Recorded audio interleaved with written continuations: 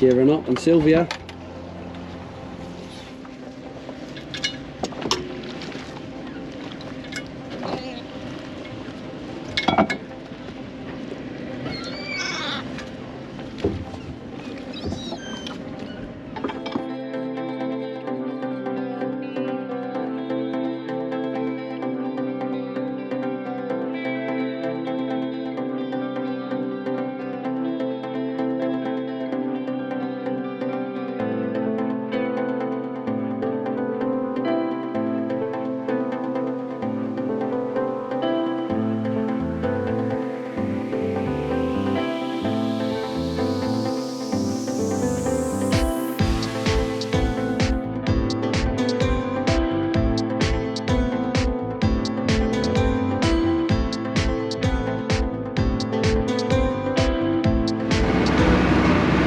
Welcome back to Bailey for Guernsey Shipwrecks.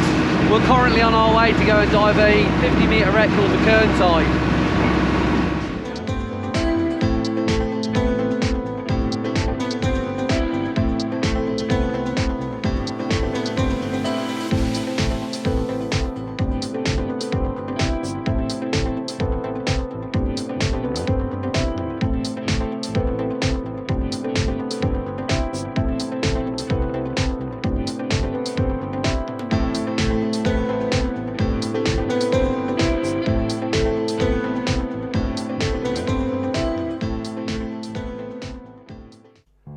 The Cairnside, a 590-ton single-screw British cargo ship. She was built by Alexander Hall & Co. in Aberdeen. She was launched on Saturday the 23rd of April 1921 at Foot D, with the yard number 590. She was built for Mr. Thomas Rose of Sunderland, ship owner and coal exporter. Her dimensions were 165 and 5/12 long, 26 foot on 1/12 wide and 12 foot and 3/6 deep. She had left Granville at 3 p.m. on the 24th of January 1922 for Hull whilst in ballast. The weather was misty and the wind was blowing. Visibility was very bad during the evening and the night. At approximately 10 o'clock p.m. the Kernside was what was thought between two islets. The tide was running very hard and the passage was about the same length of the steamer. The Kernside bumped off the rocks with a great deal and then struck definitely. Everything possible was done to attract the attention of others, and very lights were fired and help was continually signalled from a powerful lamp, but to no avail. All preparations were made to leave the vessel at a moment's notice, and the need arose at midnight when the steamer slipped off the rock and then foundered in an unknown location.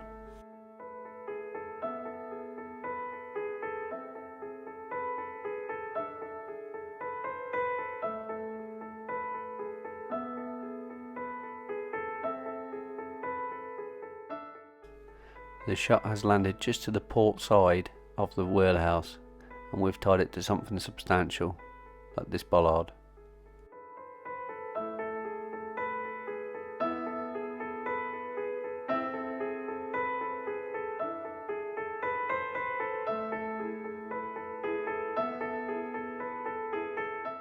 Shipwrecks are covered in all sorts of marine life, especially lobsters.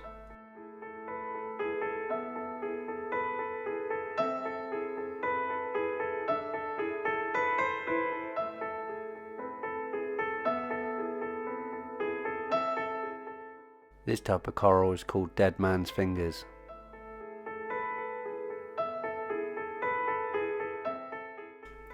Me and Phil are slowly swimming down towards the stern.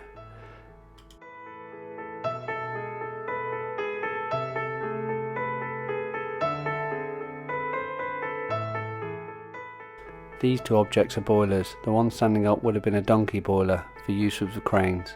The one laying down was for the main engine.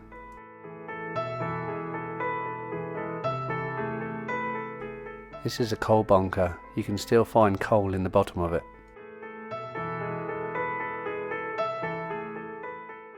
This is a large pollock.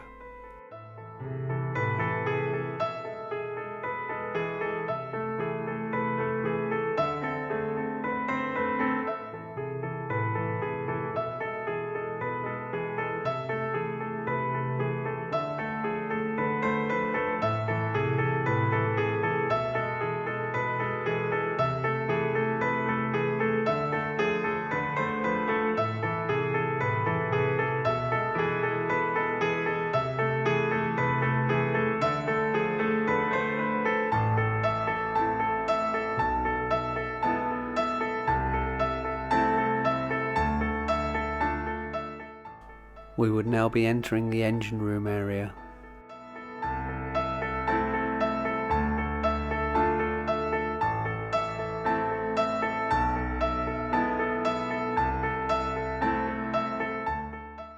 This is the main boiler.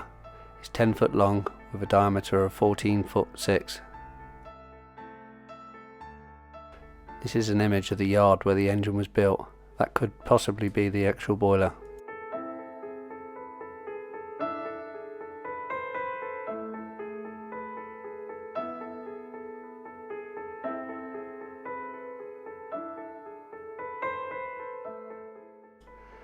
Behind the boiler is the large triple expansion engine, and you can see here it's covered in pelting.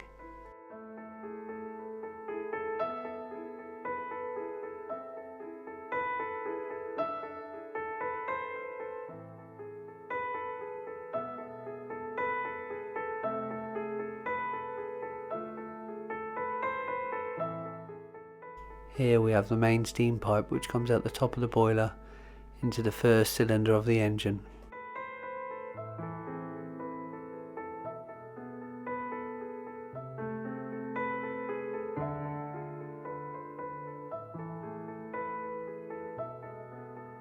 This is a large triple expansion engine.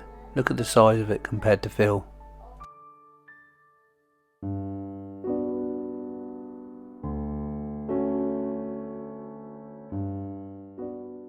Just pointing out efficient weight.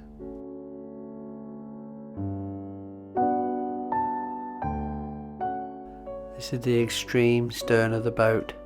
This would have been the rudder post.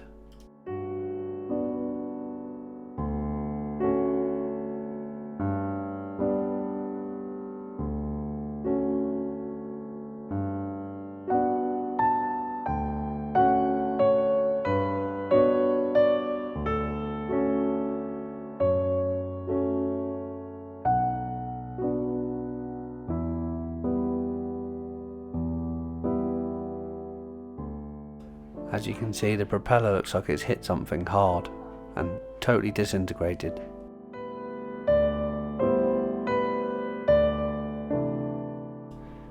All the superstructure on the stern is fallen to starboard, even though the keel is on its level plane.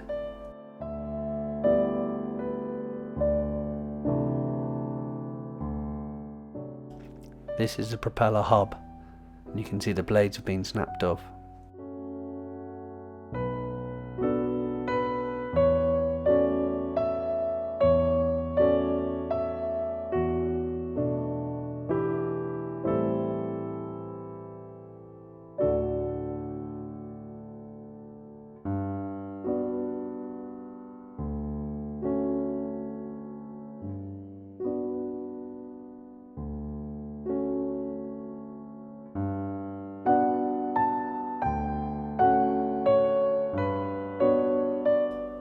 You can now just see the ribs of the boat. The plates have been forced off by the tidal action. I'm now at 47.9 metres and I've been going for 10 minutes.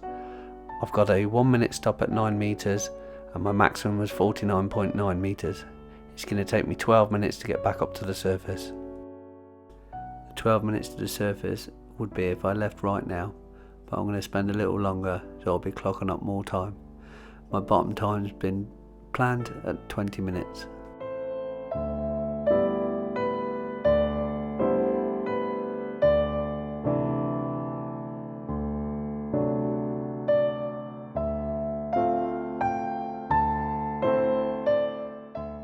This is the only real remaining standing part on the stern.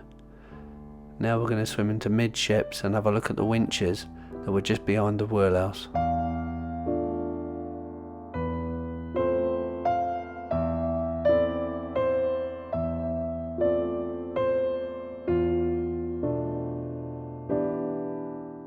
The area I'm in now is the hold, which is behind the wheelhouse.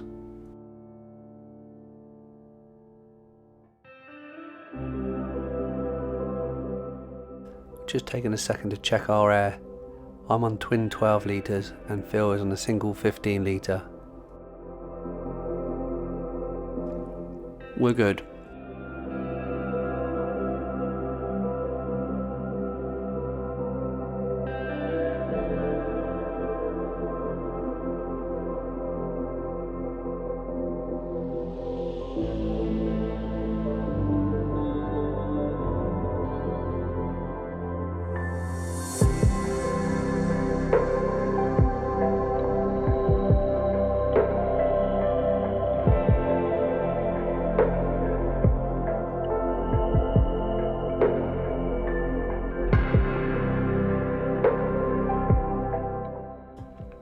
old porthole surround.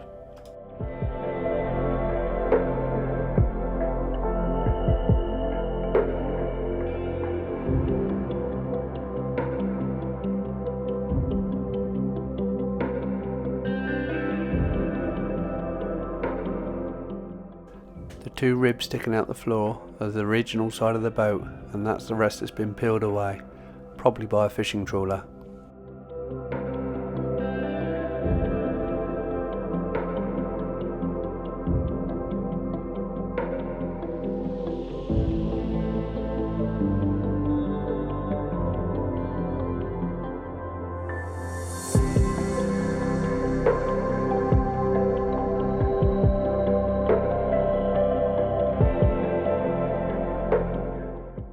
When you look down between, you can see a large conger, well, its tail anyway.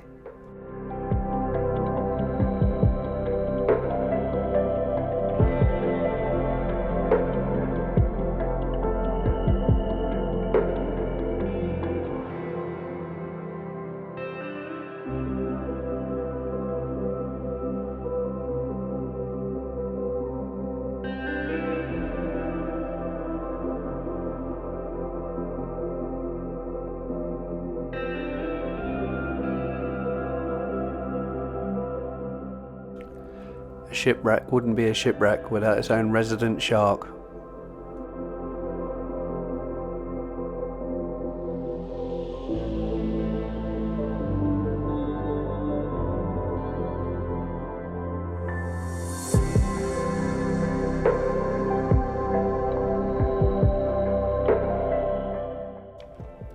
This is a bullhoss, probably between 10 and 12 pounds.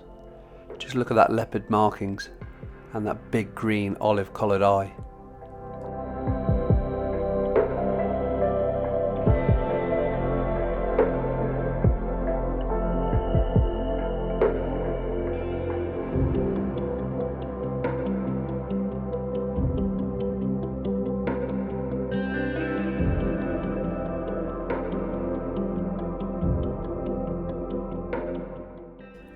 Probably 3.5 foot long.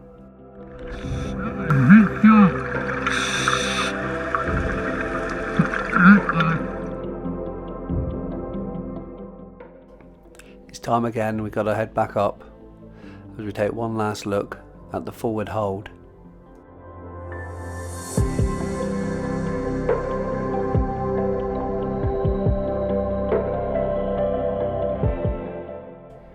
It's a long way back up and will take around about 35 minutes with predetermined stops at certain depths and certain durations.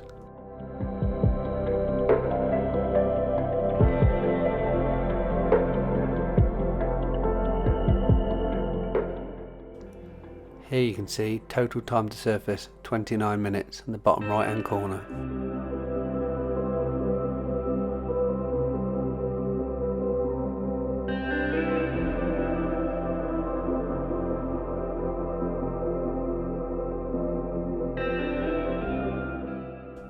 This is what it looks like when your so-called friends try dumping a bucket full of old scallop shells on top of you when you're doing your deco. Quite mesmerising.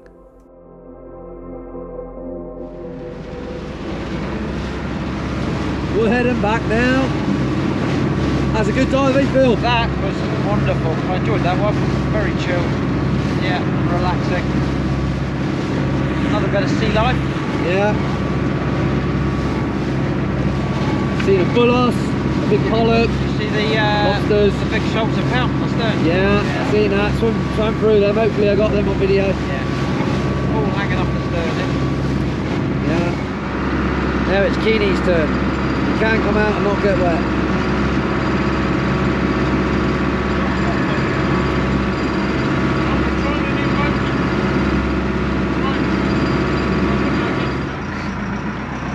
What we want's 10 dozen of the Dover salt. What we get depends on how good I am. And it could be an off day. But it probably won't be.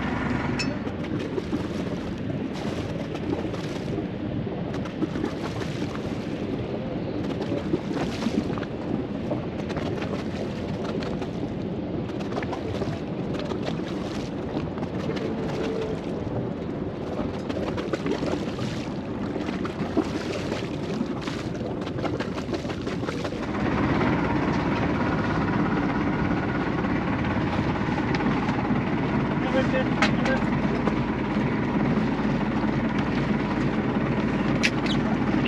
is there 10 dozen and a Dover sole? In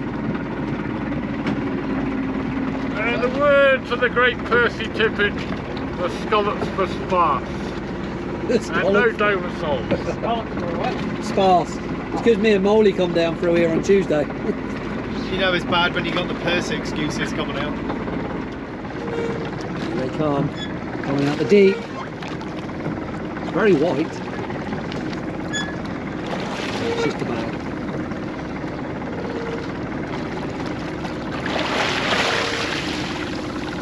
Milk bottle and all sorts there. There's a milk bottle, a welly boot, a push bike in a tube.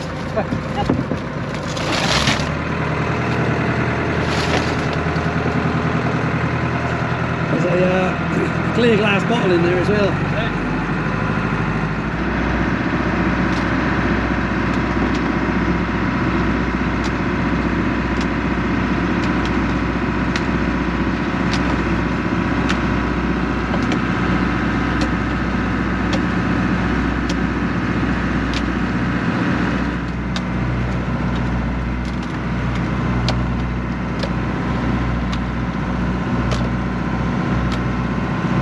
The 100? 89. 89. 89. 89.